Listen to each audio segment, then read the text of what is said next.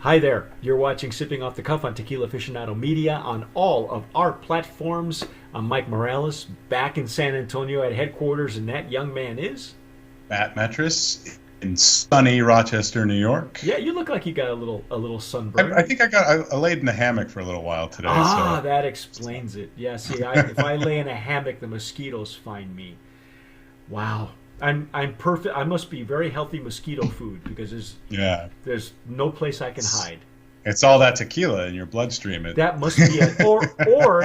Or like tonight, it's probably all this mezcal we've been Yeah, trying, man. that's true. Tonight, I'm so happy for these folks. Tonight we are trying Los Potrillos, Hmm. and I'll give you some background. Look at the shampoo bubbles on this one.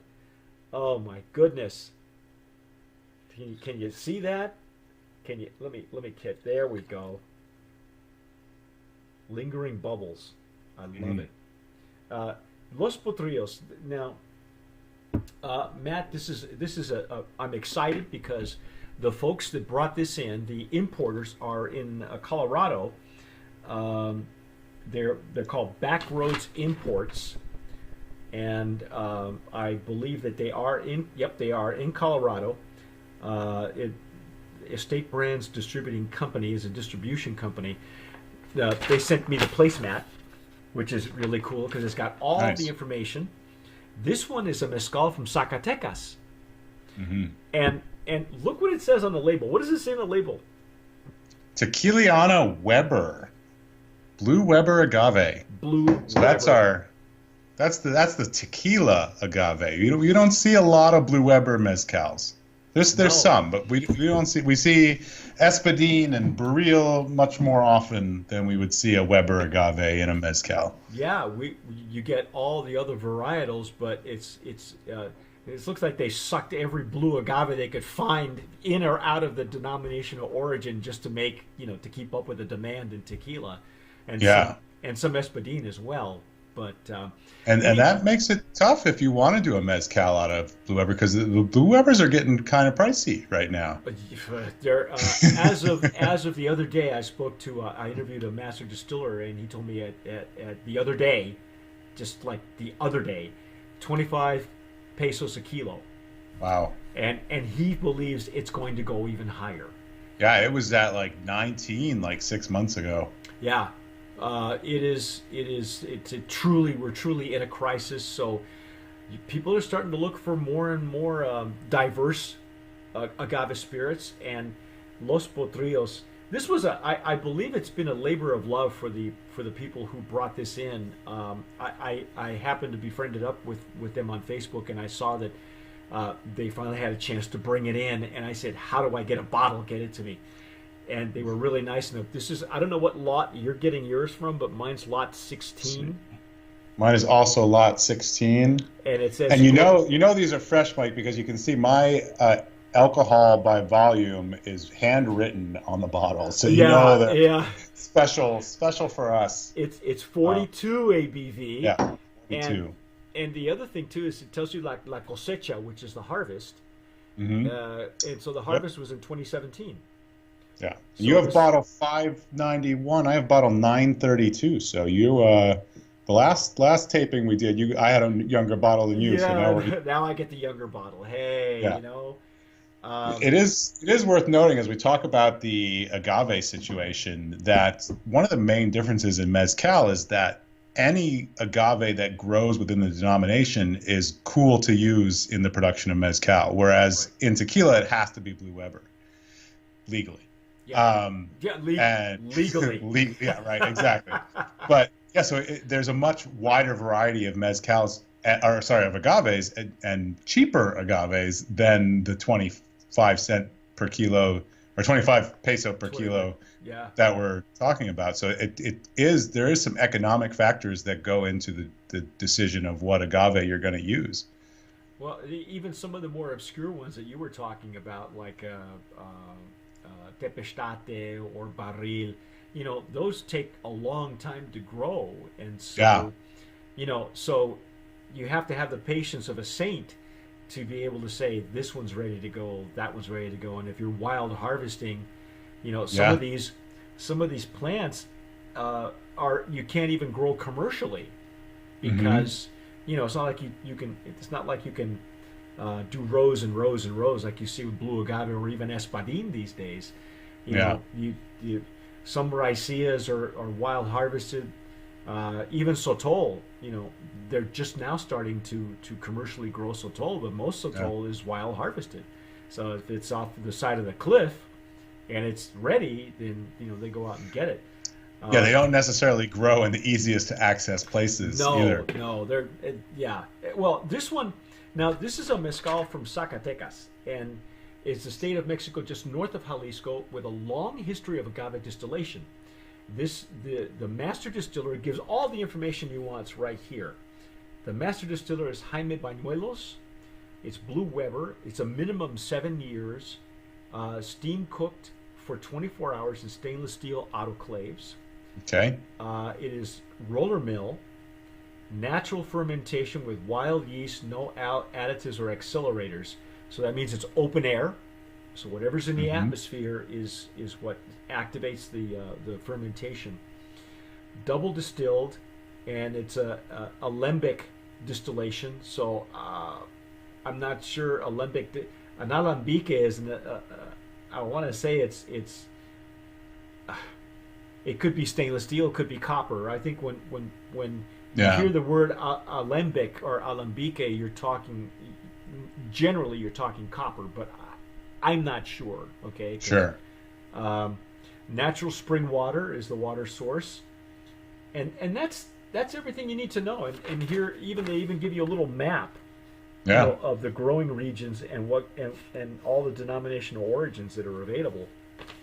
And a couple quick notes: the website does say the distillation is stainless steel and copper. Okay, good. Yeah. And the overall process is very tequila-like. So we have a Blue Weber agave, and we have a stainless steel autoclave and shredder roller mills. So it'll be very interesting to see how this compares to a stereotypical tequila.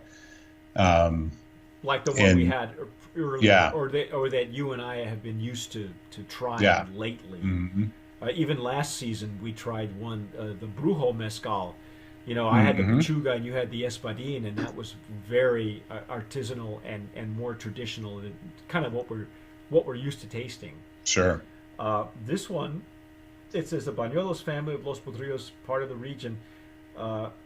It's a fourth generation taberna distillery. Now, see, in Zacatecas, they call distilleries tabernas as opposed to distillería or palenques like they do in Oaxaca. Let's see, the exceptional mezcal Blue Weber and the steam cooking, but the wild fermentation distinct minerality trait of Zacatecas sets it apart. So you know what? I'm excited. I'm ready. Me too. Let's give this guy a try. So we're already talking, not only a different growing region, a different hand of the maker, a different technique, a different plant. This is all going to be. I'm using my Stossel Jarrito for agave spirits. And I have this Copita from Historically Modern Designs. Last time I used this, I poured mezcal all over my computer, so I'm going to try to not do that this time. Not going to swirl so much, but I will put it up here towards the camera. There we go. I'll let you do all the swirling. Hey, well, these jarritos are more in line with what is archaeologically found in Mesoamerican countries. Sure. And if you'd like to know more about the glassware and where it comes from, just look it up on Tequila Aficionado and also our YouTube channel. We have an extensive glassware library, and you'll get. I believe we even interviewed the designer of this type of glass, and now it is. We're hoping that Stossel picks it up, and it becomes the new acceptable glassware for agave spirits. And as you can see, Matt, I don't need a whole lot as a sample. Sure. To get the nuances of the plant in the liquid itself. Oh, wow. No, that's different. Ooh, that's neat. Yeah. Wow. Oh my goodness.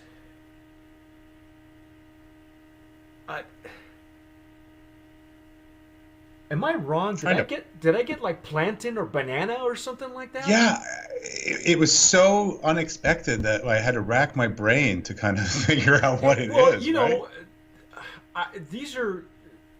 I know that in certain, depending on certain uh, mezcals, that either the hand of the maker or what if it's covered in plantain, leaves, banana leaves, you'll Mhm. get some of that nuances. But I caught that right off the bat, and we already know that that's not how this works. That's not how they produce this. Right? Yeah. But yeah, there's definitely some banana aroma. I get some more, I get some ethanol in there too, So definitely. you're getting a little bit of Yeah. the alcohol then. Hmm. Yeah, see, I had actually opened my bottle while I was in Florida, but Matt did not. He hasn't touched it, No. so you're getting exactly what. I was very Wow, patient I and know waited it and took me a while. We had to drive from Florida to San Antonio and then set this up. So wow, yeah, that's neat. so it's fruity. It really is a It really fruity. is. Yeah. It was a combination fruit, banana, and at the on first pass, I even got some minerality, some of the minerals. Um, like earth. I got some earth tones in there. Okay. Yeah, I don't get as much of that, but it could be the glassware difference too. Well, and that was at first pass. Now Yeah. that it's had a chance to open up a little bit, and again, beautiful legs and tears. Doesn't look like there's Hmm. anything artificial that's added to it. This is open air fermentation, so naturally, whatever is surrounding uh, the uh, the distillery, or as they call it. Uh, it's not a palenque. They're calling it a taberna. Hmm. So whatever And there's surrounding the property of the taberna is what influences what goes into the yeah, fermentation and process. there's typically enough yeast as you walk around these distilleries and barrel houses and stuff to you see it like accumulating on the walls and in the ceiling. And there's yeast there that will you leave enough sugars out, they'll find something to Oh eat. yeah, they'll find it. I love the nose on this. This is not. Yeah, It me doesn't too. smell like any tequila I've ever had. It Mm-mm. doesn't even smell like. I have had the blue agave version that Del Maguey has, and Okay. this doesn't. It doesn't even come close. It's a completely different animal for me.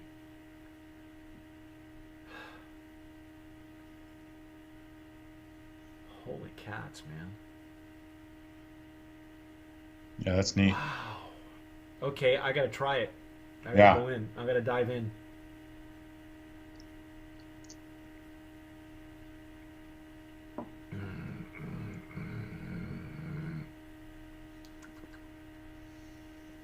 Oh, oh wow. There's a lot going on in there. That Yeah. was Oh wow. Um, on the intake, it was very familiar to me, like a tequila. hmm But then it exploded mid palate, and there's something I can't quite place on the retronasal on the back of my palate. I'm not sure what that is. I don't know if that's more minerals, because it is. it. This one might take a minute. There's I'm getting some subtle like bittersweet chocolate almost on the sides of my tongue. Wow. There's a picture of the master distiller. There's a picture of Hyman. I'm not sure if you can see that or not. Yeah. But you see his feels, and it looks like it's very natural. I'd like to know what's surrounding his fields. If he's got fruit Hmm. trees or if he has a lot of natural herbs that just grow everywhere. Monte, whatever, grass. A meadow, something.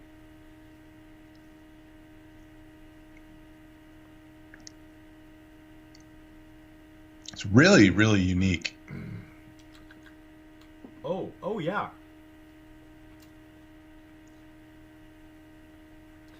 what what is that? What is that? It's on the back end, right? Yeah, I totally know what you're talking about, and I can't place it either. I, I the only thing I can think of. Um, do you think it's chemically, or like a I don't want to say like a rubber or a plastic, but that can't be it. I'm probably completely, out in left I field. can Now that you've put that thought in my head, I can totally see that. I can totally see where you get that. I wasn't getting that rubberiness until you made the suggestion, but like Yeah, I can totally, it, yeah. it's like a cling wrap or a plastic wrap or something that when you open up uh, uh, a fresh roll of cling wrap. But I know Hmm. that can't be it. It can't be petrol. It can't be because it's this isn't pit roasted. It's not. Right. It's all autoclave. So there has to be something else that I'm tasting that I don't. It's not offensive. Yeah. It really isn't. It's not. I don't know if it's earthiness. I don't know if it's coming from the well water. That they did mention that on the information here. The distinct minerality trait of Zacatecas. So this may be the actual It could terroir. be. This could be Yeah. the actual terroir that we're tasting. It's the microclimate, the region where this Sure. is coming from, that we've never had. Yeah. I don't think I've had anything to compare it to from there. No, I'm completely at a loss. And it only Yeah. happens on the back end. It only happens Hmm. not on the intake. It's not even on the nose. Yeah. It's on the back of the palate. I And get some subtle citrus on top of all that too, like on the very edges. But it's really, really subtle. but it still behaves uh, like a mezcal. I mean, it still Hmm. explodes. Now, Hmm. again, this is a higher ABV, so we're talking 42 ABV, Hmm. which is what 80 some odd proof. It's over 80 proof, and so the few degrees higher makes a big difference. Yeah, and that's something that you might not consider is that it does make a big difference. And when you have the opportunity to taste a standard 80 proof 40 ABV tequila, for example, versus something that's fresh off the still, or even just a couple percentage points difference, there can be a huge, huge difference in the Yep. taste. Yep. This is a And this is a 84 ABV, yeah, so it's 42 proof, and I gotta tell you, man, it's like nothing I've ever had. no, it really is unique, and it's complex. It's definitely not. Oh, it tastes like agave and we're done kind of Well, thing, right? It's yeah, and it doesn't definitely it doesn't taste like a tequila, although it's very reminiscent on the Hmm. intake. But after that, it doesn't behave like one, and it still behaves like a mezcal, but there's some subtle nuances. There's something going on. There's something that there's something Zacatecas is adding Hmm. to it, and that could very well be it. Uh, it's reminiscent of what we said earlier, like a some sort of a plastic, but we know that's not what it is. We know that that's Yeah, not what it can't be that. But I think that's we're all I got. That's I yeah we're just trying to assign something Yeah. to it that But that first intake on the nose, that banana and earthiness, that was a complete surprise to me. hmm yeah, me too. Wow. Dude, one more time, man. Yeah. Brand of Promise nominee. This is such a unique mezcal. It's very unlike anything that if you're used to, mezcal is now it's hot. It's a trend. There are mezcal palenques out of Oaxaca that are being swallowed up by the big guys. So if you're a mezcal addict, you want to try this one because Yeah, it and really is different and unique from another growing region. It seems like it's relatively inexpensive. It's not distributed here in New York, but they're selling it on their website for 350 pesos, which is roughly $17-18. So I know that it's probably now available in at least in Colorado. right. And like I said, the importers are out of Colorado, so don't be surprised if you see this. It's a very worthy try because it's really different. If you're so used to the mezcals coming out of Oaxaca, try this one out of Zacatecas. Absolutely. It's really different. I'm at a loss. There are certain descriptors that I can't pull. I don't know. Somebody has mentioned that every once in a while you get a tequila that tastes like umami or your mammy. Mm-hmm. Or Yeah. umami, and I don't know what that is. It's the savory taste basically that is hard, that doesn't exist in Western culture food palate. Right. Yeah. And that could very well be what I'm tasting. It's. Would you say it's like a spice? There's definitely spice. Yeah. Because that's that back of the palate thing. It's either spice or mineral. It's so just the aftertaste in my mouth in different sections of my tongue are completely different. The flavors that I'm still getting. It's really interesting. Yeah, it is unlike if you're a mezcal junkie, which, like I said, there's a lot happening in the mezcal industry right now. Some of it's good, some of it's bad. This is your dark horse right here. Mm-hmm. You're looking at it, Los Potrillos. I guess the name. Let me get into the name before we sign off here, just so you all of you know. Let's see here. The of Los Potrillos, fourth generation taberna in the southernmost part of the region. The name Los Potrillos translates to young horses, and is reflective of Jaime and his son Fortino's passion for working with horses. So there you go. Oh, there they are. I have a tear in mine. I'm sorry guys. But that's the father and the son, who are the I guess third and fourth generation of distillers. I'm really just I'm so jazzed about this. This is an amazing. The flavor profile is really, really different. But you're going to have to spend time with it. You're going to have to let it coat your palate, because if it's like watching a great sports. It's like watching a hockey game. If you blink, you'll miss the puck. Right. So, And I imagine if we let this sit for a half an hour, 45 minutes, it would be even more different. The nose is very distinct, and it's very different from the Espadín. You can put side by side, with your favorite Espadín mezcal, and you'll get something completely different. Yeah. This is a Blue Weber agave, folks. Yeah. And it looks like it's being commercially grown in Zacatecas, but the process is really in the hand of the maker, obviously. Wow. Congratulations to these folks. I should really give props to the folks who brought this in. This is Backroads Importing. If you're in Colorado and you don't see this, ask your place of business to pick it up. And I think if you're trying to curate a really good mezcal library, you'd be remiss if you didn't include Los Potrillos. Absolutely. And most liquor stores will order stuff for you if they don't carry it, if they can get it. So, establish a good relationship with your local liquor store, and they will take care of you. Yes, absolutely.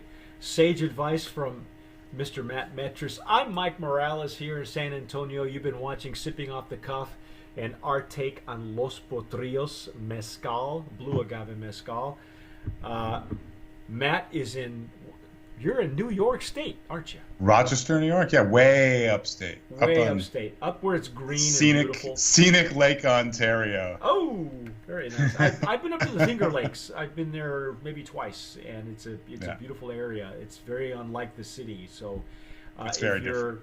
if you're up there and you catch Matt in one of his classes, tell people where you do your classes, your periodic So we do, classes. yeah, we do classes the last Wednesday of every month at Selena's Mexican Restaurant in Rochester. And it's about an hour and a half, and we taste between 6 and 8 agave spirits, and we talk about how they're made and the history and stuff like that. And then we drink some more afterwards, but that's optional. All right. Well, if you're watching us on any of our platforms, go ahead and follow us. If you're watching us on YouTube, click that red button, because wonderful things will happen to you, and Matt will put a smile on his face as well. I'll smile, and you can now hear us on your Amazon Alexa. Yes, absolutely. And you can also buy your own Tequila Aficionado merchandise now. So all that's available on the website. And as usual, tomar sabiamente. Sip wisely. I'm Mike Morales. I'm CEO of Tequila Aficionado Media. And I just wanted to thank you for watching Sipping Off the Cuff. We love doing these reviews for you. Now, if you're an Agave Spirits brand owner and you're watching this, there are 3 things that I'd like to talk to you about. Number 1, if you'd like us to review your Agave Spirit on Sipping Off the Cuff, just send me an email, mike@tequilaaficionado.com. It won't cost you a dime, and I promise you'll get an honest review.